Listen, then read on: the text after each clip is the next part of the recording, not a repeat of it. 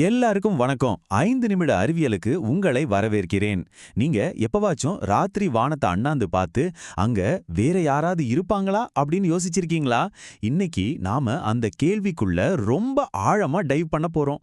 வாங்க இந்த பிரபஞ்ச துப்பறியும் கதைக்குள்ள சேர்ந்து பயணிப்போம். ஆர்தர் சி கிளார்க்கோட இந்த வார்த்தைகள் நம்மளோட இந்த தேடலுக்கு ஒரு பர்ஃபெக்ட் ஸ்டார்ட் இல்லையா?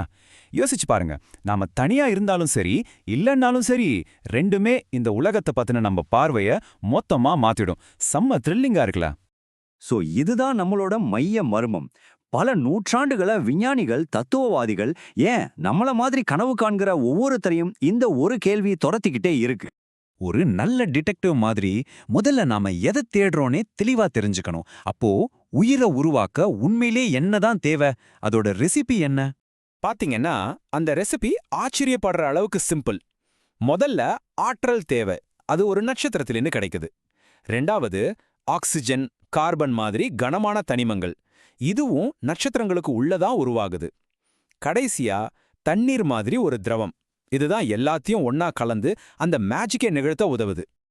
இப்போ இதுல ரொம்ப இன்ட்ரெஸ்டிங்கான விஷயம் என்னன்னா, நாம தேடுற அந்த ஸ்வீட் ஸ்பாட், அதுக்கு பேரு தான் கோல்டிலாக்ஸ் மண்டலம்.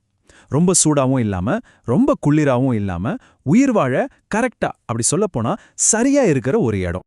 நம்ம பூமி பந்தையே ஒரு க்ளூவா எடுத்துக்கிட்டா 2 அற்புதமான விஷயம் புரியுது. ஒன்னு, பூமி கொஞ்சம் குளிர்ந்த உடனேயே டக்குன்னு இங்க உயிர் தொடங்கிடுச்சு. ரெண்டாவது, அது எவ்ளோ டஃப் பாருங்க.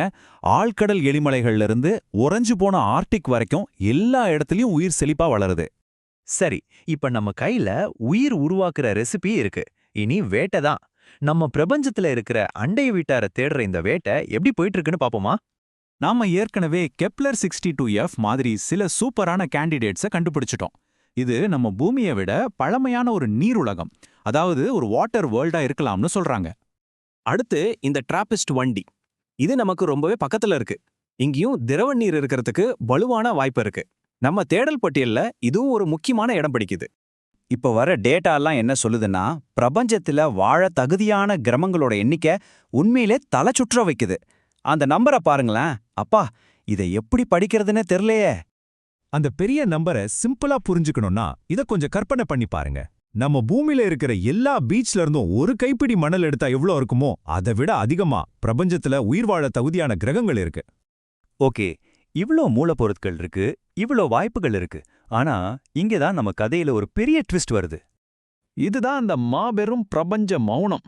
பல பத்தாண்டுகளா விஞ்ஞானிகளை ரொம்பவே குழப்பத்தில் ஆழ்த்திட்டு இருக்கிற ஒரு பெரிய புதிர். ஒரு சத்தம் கூட இல்லையே. இங்கு முக்கியமான பாயிண்ட் என்னன்னா டைமிங். பிரபஞ்சம் உருவாகி ஏகப்பட்ட காலமாச்சு. அதாவது வேற உயிரினங்கள் தோன்றி வளர்ந்து பரவறதுக்கு நம்மளை விட கிட்டத்தட்ட 10 பில்லியன் வருஷம் ஹெட் ஸ்டார்ட் இருந்திருக்கு. இது நம்ம முன்னாடி 2 ஆப்ஷன்ஸை வைக்குது. ஒன்னு, நாம இந்த பிரபஞ்ச பார்ட்டிக்கு ரொம்ப லேட்டா வந்திருக்கோம். இல்லனா நாம தான் இந்த பார்ட்டியை ஆரம்பிச்சு வைக்கிற முதல் ஆள். ரெண்டுமே யோசிக்க ஆச்சரியமா இருக்கு. அப்போ தீர்ப்பு என்ன? வாங்க ஒரு நிமிஷம் இந்த கேள்வியை நாம வெளியே பார்த்து கேட்காம பிரபஞ்சத்தோட ஒட்டுமொத்த டைம்லைனை வச்சு பார்ப்போம்.